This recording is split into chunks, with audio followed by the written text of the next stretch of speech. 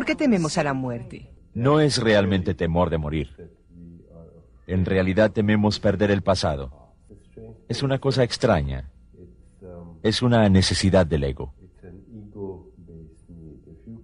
Si usted pudiese destruir su ego en este momento, experimentaría la muerte en este momento y ya no la temería más. Porque la muerte es la pérdida de la personalidad. Y todos perdemos nuestra personalidad de muchas maneras todo el tiempo. Usted no tiene la misma personalidad hoy que hace 20 años. Es algo que forma parte del proceso evolutivo.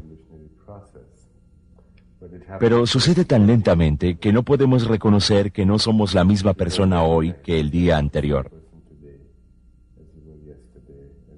Si usted pudiese morir a cada momento del pasado, jamás temería la muerte, porque ya estaría muriendo al pasado.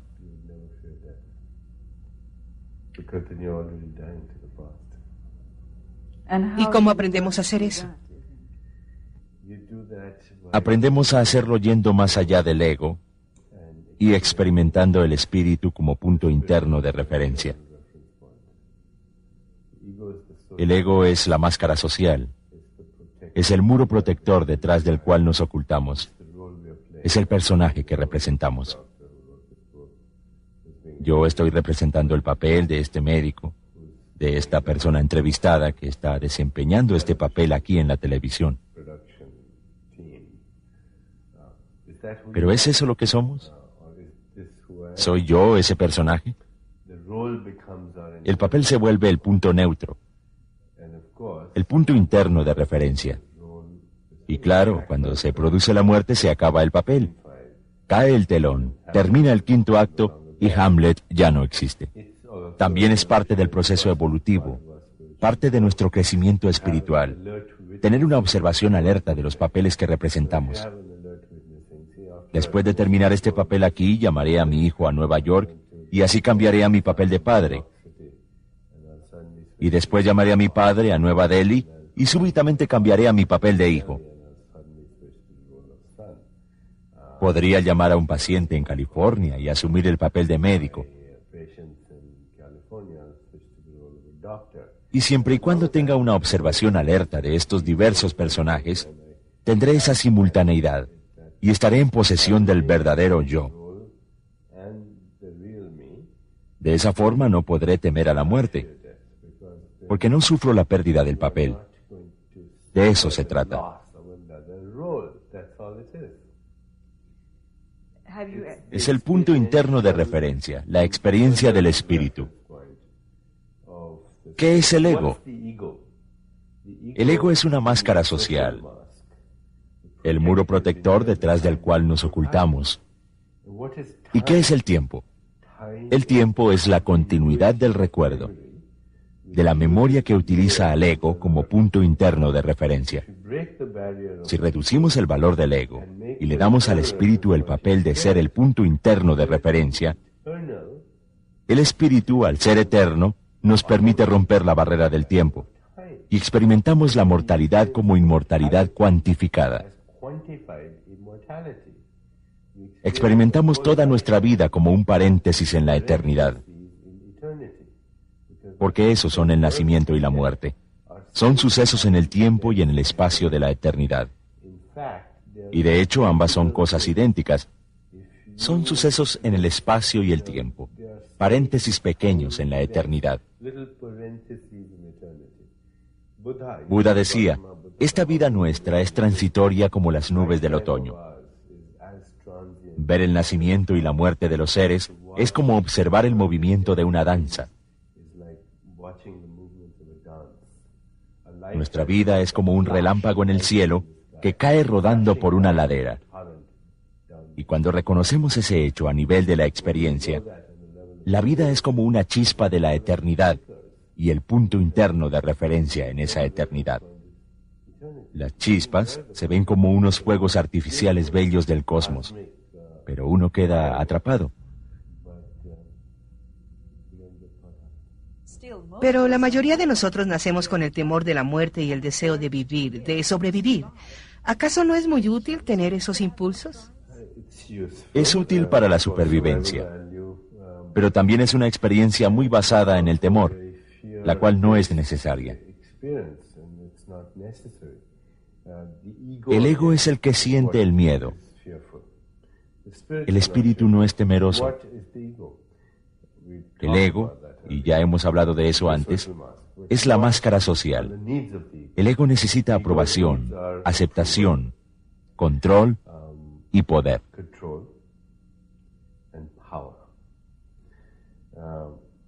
No me refiero al poder del amor, que es el poder verdadero, sino me refiero a ese falso poder del ego que necesita controlarlo todo. Uno escoge conscientemente renunciar a la necesidad de tener aprobación. Y uno renuncia en forma consciente a la necesidad de poseer poder y control, a ese drama de control que representamos toda la vida.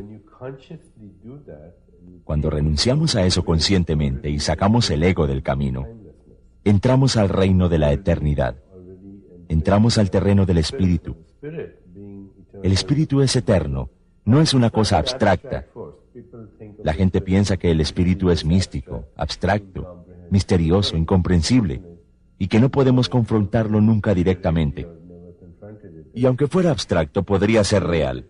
La gravedad es abstracta, el tiempo es abstracto, pero ¿quién no entiende realmente lo que es? Todas esas cosas son fuerzas reales. El espíritu es real. Hay tecnologías, metodologías para encontrar el espíritu. Por ejemplo, Lo que estoy diciendo, sacar del camino al ego que enmascara al espíritu, renunciar a la necesidad del poder, del control y de la aprobación. Esas son necesidades basadas en el temor. El ego es una máscara y por lo tanto necesita refuerzo constantemente. ¿Y cómo recibe este refuerzo? Buscando aprobación, controlando mediante el poder. Si lo sacamos del camino, encontramos al espíritu. Comenzamos a ver que existe una realidad sin tiempo. ¿Cuál es una de las experiencias más asombrosas de la vida? Dígame usted. el nacimiento de un niño, Después de eso, estar enamorado, más que eso, el estar enamorado es un estado maravilloso. Pero me refiero a una experiencia asombrosa que dura solo unos pocos segundos. el orgasmo. Es correcto. Miremos lo que sucede en ese momento. A, se pierde el ego. B, se ingresa en un terreno sin tiempo, aunque sea por unos segundos. Y C, se actúa de forma totalmente natural, a menos que uno esté fingiendo. Miremos estas tres cosas: la ausencia de tiempo, la pérdida del ego y la naturalidad. ¿Por qué no tenerlos todo el tiempo? Los franceses llaman al orgasmo le petit mort, la pequeña muerte. El orgasmo. Sí, correcto. Estamos aquí. Tenemos el secreto para perder ese temor a la muerte. Poner la atención en la ausencia del tiempo. Sacar del camino al ego y ser naturales. Y de esa manera podemos tener no solo la pequeña muerte, sino morir a cada momento.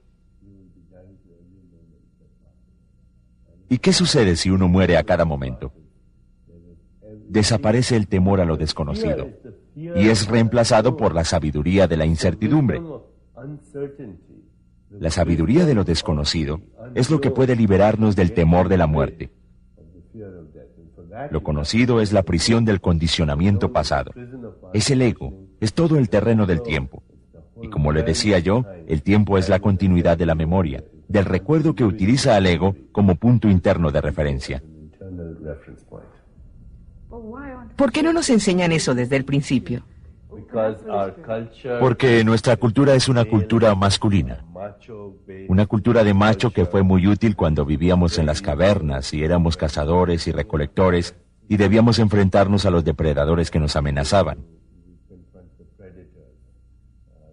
En esos tiempos se necesitaba esa forma de pensar masculina, en donde teníamos que eliminar al depredador. Debíamos huir o luchar. Ahora hemos llegado a la etapa en donde somos nosotros los depredadores de este planeta. Si pensamos en todos los depredadores del pasado, los dinosaurios y los otros que han existido, vemos que se han extinguido. Afortunadamente nosotros tenemos un poco más de sabiduría. Ahora, como consecuencia de la evolución de la conciencia, reconocemos que a menos de que dejemos de ser los depredadores del planeta, también nos extinguiremos como especie.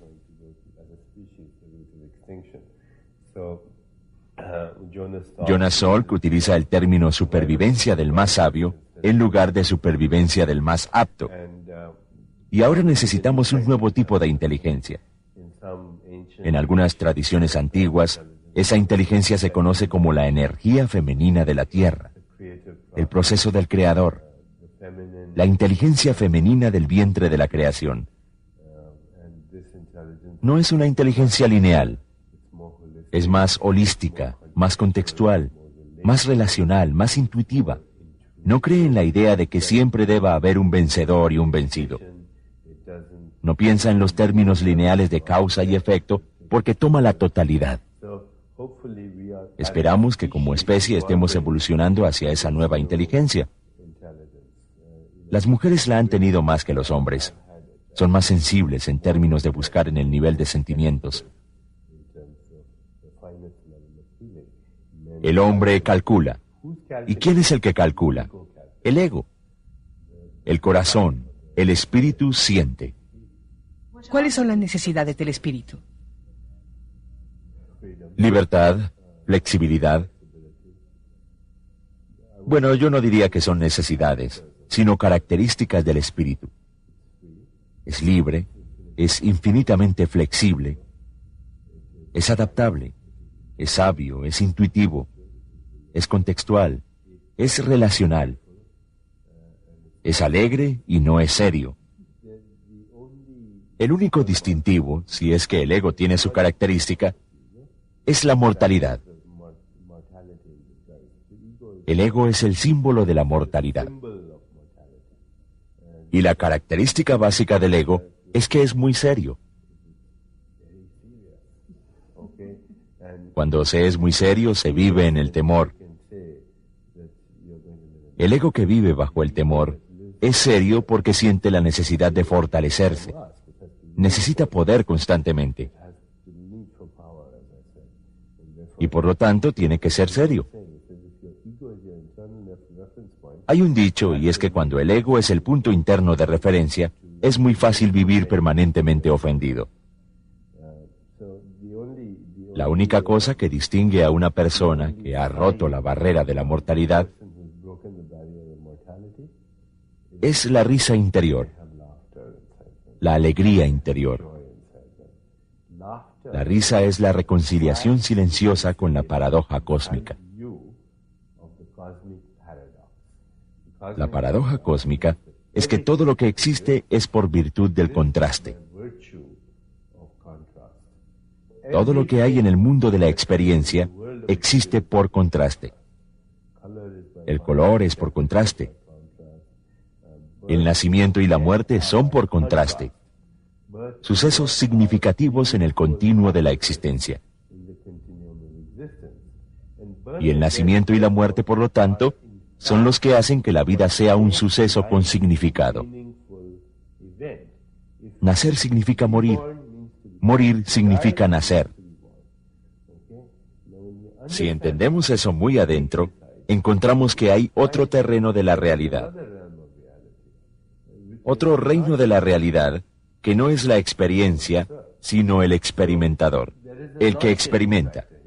En él hay un factor que no cambia. Ese factor que no cambia es el experimentador sin tiempo, el cual experimenta la experiencia limitada por el tiempo. ¿Usted tiene siempre su atención en el experimentador? Lo estoy logrando lentamente. ¿Es la meditación una forma de llegar a ese objetivo? Tal vez sea la forma más importante. Cuando uno le pregunta a una persona sobre cualquier experiencia de unidad, ¿qué fue lo máximo de dicha experiencia? Generalmente responden que el punto culminante fue la integración total. La experiencia de unidad es lo que también busca la meditación. Y lo que ofrece de manera más confiable es que el observador y el observado se vuelven uno solo. Uno dice que la belleza de la montaña era tan grande que el tiempo se detuvo. En ese momento se ha entrado en el terreno de la ausencia del tiempo. Porque el tiempo es el movimiento de la conciencia que separa al observador del observado. Y en ese momento en que la persona y la montaña son uno, el observador y el observado son uno. Ese es el significado real del amor. El amor no debemos tomarlo como una emoción o un sentimiento, porque en realidad el amor es la verdad última del corazón de la creación. Y la verdad última en el corazón de la creación es que yo y la montaña somos el mismo ser con distintos disfraces. Cuando reconocemos eso en el nivel más profundo, la montaña y yo nos volvemos uno solo. El observador y el observado se vuelven uno. Esa es la unidad. El amante y el amado se vuelven uno. El vidente y el paisaje se vuelven uno. El que conoce y lo conocido se vuelven uno, sea cual sea la fraseología que queramos utilizar. Tagore, el gran poeta indio, decía: cuando siento la belleza la reconozco como una verdad. Y alguien le preguntó: ¿cuál es esa verdad? Y él dijo: el amor. Yo diría que la meditación es una forma de llegar allá, pero si uno se busca a uno mismo, donde quiera que uno vaya, y reconoce que es el mismo espíritu que lo anima todo, esto y aquello, y si uno logra ver a Dios en esto y en eso otro, en el arco iris y en otro ser humano, entonces no podremos buscar a Dios en un sitio determinado, porque Dios está en todas partes. Cuando hacemos eso y ponemos la atención en buscar dentro de nosotros mismos, automáticamente eliminamos el temor de la muerte. Se nos ha dicho: ve con Dios y te sentirás seguro. Pero no debemos confundir a Dios con ese viejo de barba blanca, ese hombre blanco que murió hace tiempo.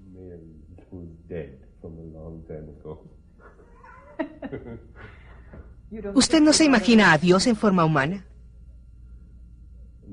En verdad no, pero algunas veces en forma de mujer. Porque la creatividad es más una característica femenina. Sí, yo creo más en la deidad femenina. Y si tuviésemos que buscar un símbolo, para mí sería la expresión de una mujer. El vientre de la creación es femenino. Decimos matriz, mater, madre, música, metro, medida. Todos estos términos cuantifican a Dios. Son los medios para cuantificar la experiencia de Dios. Entonces, ¿cuál es el propósito de que haya todos esos egos en busca de espíritu? Pues que la búsqueda es un juego muy interesante. Si usted viera una película en donde todos tuvieran el personaje del bueno, se aburriría en 2 segundos. Para que las cosas sean experimentables, debe existir el contraste. Debe haber demonios y dioses al mismo tiempo. Los demonios y los dioses son expresiones arquetípicas, simbólicas de nuestro propio estado de conciencia. Lo divino y lo diabólico tienen que ir de la mano. El diablo es lo divino con un ataque de malestar. Cuando logramos reconciliarnos con esa experiencia, dejamos de tomarla en serio. ¿Cómo deberíamos abrirnos a ese lado demoníaco? Creo que deberíamos abrazarlo, aceptarlo. Almorzando con un amigo le pregunté: ¿cuál es tu definición de la pureza? Y él me dijo: cuando lo interior y lo exterior se aceptan, cuando no hay pretensiones, cuando uno es completamente natural, es puro. Cuando se aceptan las 2 caras. Es cuando no se abrazan ambas caras que hay problemas. Dionisio, por ejemplo, es el dios de la sensualidad, pero también de la máxima exaltación del espíritu. Como nosotros hemos suprimido una parte, perdemos la exaltación del espíritu y buscamos sustitutos de segunda clase, convirtiéndonos en una sociedad adictiva. Esta sociedad en la que vivimos hoy es la sociedad más adicta que haya existido nunca. Yo en mis conferencias pregunto, ¿alguien aquí tiene algún problema de adicción? Y no solamente alcohol, las drogas o la comida, sino también adicciones a las relaciones o al sexo, o a lo que sea. Y descubro que el mundo es adicto a algo. Y ese algo es un sustituto de segunda clase. Es la pérdida del Dionisio. Si nosotros en nuestra cultura tratamos de apartarnos de la muerte, de las sombras y del Dionisio, ¿es esa cultura producto mismo del temor que nos induce a evitar estos temas? Es la sociedad egocéntrica, masculina, depredadora de estos últimos siglos. Sí. La muerte es algo que ahora sucede en los hospitales, en ambientes estériles. He conocido personas que de hecho jamás han visto un cadáver. La muerte es algo muy clínico, y lo mismo ocurre con el nacimiento, el cual se produce en el hospital, en un ambiente estéril. Esos dos momentos de celebración, el nacimiento y la muerte, son periodos de transición entre una expresión evolutiva menor y una más elevada. La muerte es también un momento de transición. Ambas cosas en realidad son lo mismo. Morir significa nacer. Nacer significa morir. Porque, como les decía, son sucesos de espacio y tiempo que orquestan la danza del infinito. Y si los miramos como momentos de celebración, cuando ocurre un nacimiento en el hospital, debemos utilizar la música, la sinfonía de sonidos. Y lo mismo en el momento de la muerte, porque son exactamente lo mismo. ¿Cómo se maneja la muerte en la India? Antes se manejaba como les estoy diciendo, con celebraciones, porque la idea india del tiempo no era un tiempo lineal, sino un tiempo cíclico. El círculo no tiene principio ni fin. Es solamente un proceso constante. Si decimos que hay un comienzo, entonces el dilema es saber qué había antes del comienzo. Si decimos que hay un fin, preguntamos qué hay después de ese fin. Eso no se puede racionalizar. Entonces el tiempo tenía una naturaleza cíclica. El nacimiento era un momento de reencarnación. El momento de la muerte también era otra reencarnación. Cuando hablamos de reencarnación, nos referimos a la inteligencia, la información y la energía. El universo está hecho de información y energía. Y cuando éstas están vivas, se llaman inteligencia. Y esa inteligencia busca constantemente nueva expresión.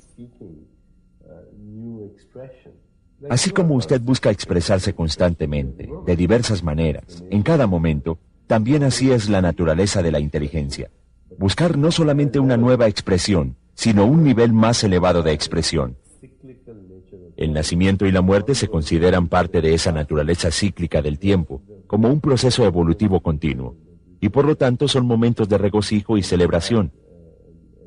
Todo el mundo participa en el drama de la existencia, no solamente presenciando el nacimiento y la muerte de los seres humanos, sino de todo lo que hay en la naturaleza.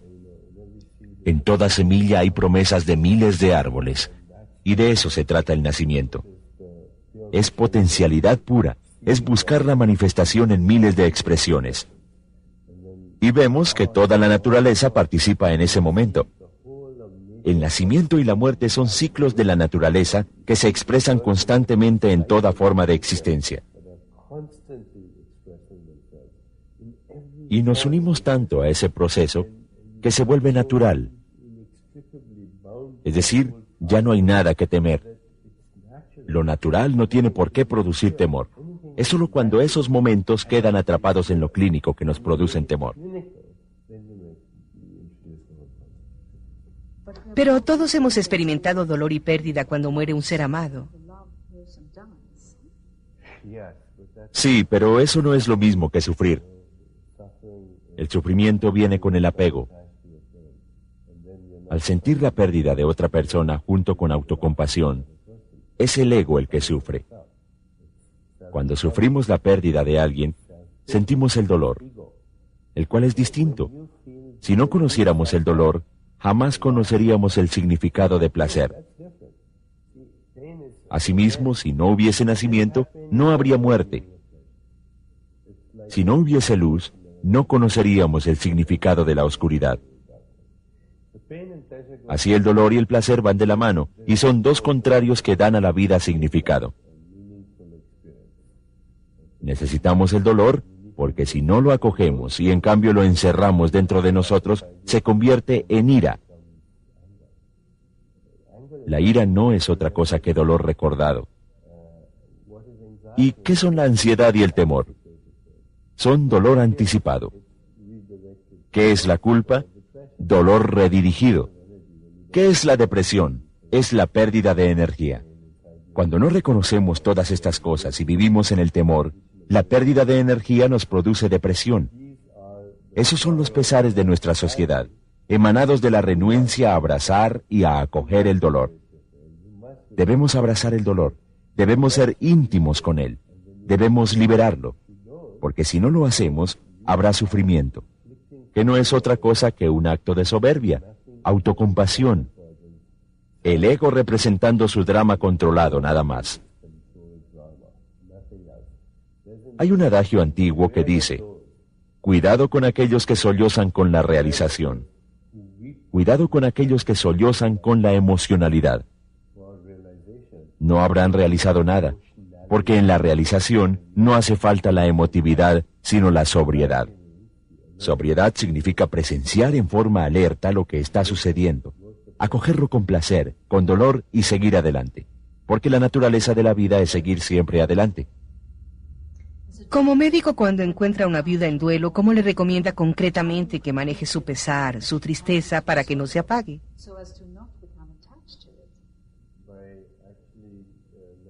Alimentando el recuerdo de los buenos momentos. Los momentos de éxtasis con esa persona. Los momentos de amor, de unidad, de estar juntos, de relación íntima. Esos son los que se alimentan, se guardan en el recuerdo. Y así se siente el agradecimiento por haber podido compartir esos momentos.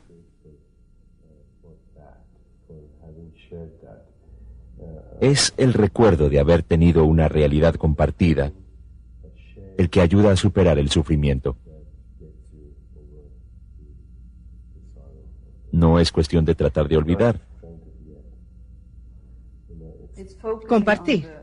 Sí, concentrarse en la riqueza, en los momentos de realidad compartida. Esa abundancia. Y está también el hecho mismo de haber compartido. Si es un matrimonio de muchos años, habrá muchas cosas que la pareja habrá compartido y que traen recuerdos de unión en las tribulaciones, las alegrías. Al recordar de esa manera, se sacrifica el ego pequeño para crear una realidad compartida superior a uno. Esa es la única forma de superar en últimas el dolor, al acogerlo y abrazarlo. Es la forma de seguir avanzando en la dirección evolutiva y de seguir adelante.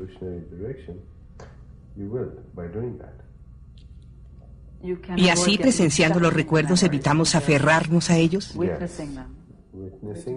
Presenciándolos y acogiéndolos. Una vez que abrazamos y acogemos completamente, podemos también liberarnos. Es cuando no confrontamos, cuando no entablamos intimidad con el dolor. No lo presenciamos, no lo abrazamos, no lo expresamos y no lo compartimos, entonces nos estancamos. Hay pasos en este proceso. El primero es presenciar, observar, después expresarse. Vivir es como un ritual. El ritual es muy importante y se ha perdido en nuestra sociedad. Nuestra sociedad es una sociedad sin rituales, pero estos son una necesidad urgente de la humanidad, porque capturan la atención. Para eso es el ritual. Salvo por los rituales de las pandillas, creo que los demás se han perdido. El ritual es la forma como se transmiten simbólicamente el conocimiento y la sabiduría de una generación a otra. Y la continuidad de la civilización es la continuidad del ritual, el cual desempeña un papel esencial al capturar la atención, santificar. Tiene el valor del pacto del sacramento y es una necesidad esencial de la humanidad. ¿Qué hemos hecho? Hemos creado una sociedad demasiado clínica, en la que no hay ritual. La muerte necesita un ritual para que podamos abrazar la experiencia. Hay que abrazar ese recuerdo. Hay que presenciarlo, observarlo, expresarlo internamente y luego liberarlo a través del ritual. Esa es la importancia del ritual de la muerte. Claro que tenemos rituales, pero son inanes, insignificantes. Lo que necesitamos es un momento de intensa emotividad que luego debemos liberar para compartirla. Al compartir el duelo, podemos seguir adelante. Y en efecto, así sucede cuando realizamos esa secuencia. Eso ha sido parte de la cultura de todas las tradiciones.